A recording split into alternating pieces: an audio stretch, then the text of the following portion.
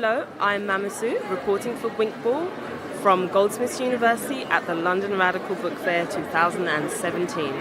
I'm here to find out exactly what a radical book is and what impact they have on modern day society. Thank you for coming to today's Radical Book Fair, which is now in its 5th year. There's people from all sorts of organisations here, from political groups, from zine collectives, art collectives, poets. I think it's really exciting.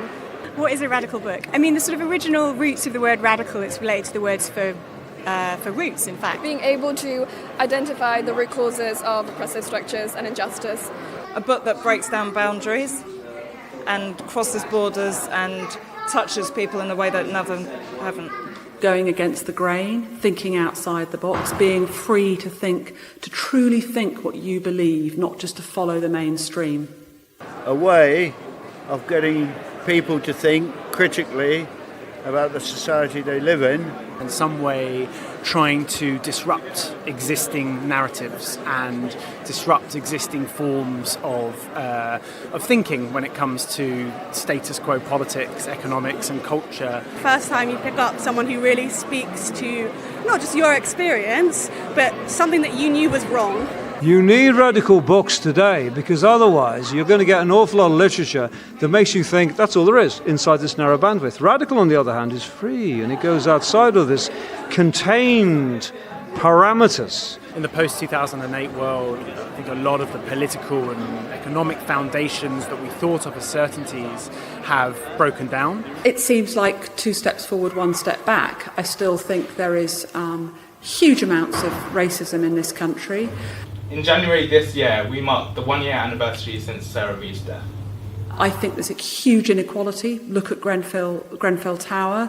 And as a woman, I think there's an incredible amount of not just sexism, but misogyny. Unfortunately, we're in a position where coming out and saying we should be equal, people should have a right to housing, people should have a right to feed their children, people should have a right to form a family and stay together, is unfortunately radical. Ageist scientists are financial I think it's a book that asks difficult questions and appreciates that children might be able to find the answers to them. The 2017 Brendan Roses Award, Alex Nunn's author of The Canyon. My book's just about explaining how Jeremy Corbyn became leader of the Labour Party. And obviously he's a radical politician, especially in UK terms, and it's unusual for radical politics to have any success in the UK. People often call something radical if it proposes something that seems initially kind of unusual, but eventually radical books do get accepted by the public, and we see the public mood change very, very easily now. That's the end of the day here at Goldsmiths University. It's clear there's a real thirst for radical books. There's a belief that radical ideas in literature can challenge the powerful and enhance freedom and justice for all. I'm Mamusu, reporting for WinkBall.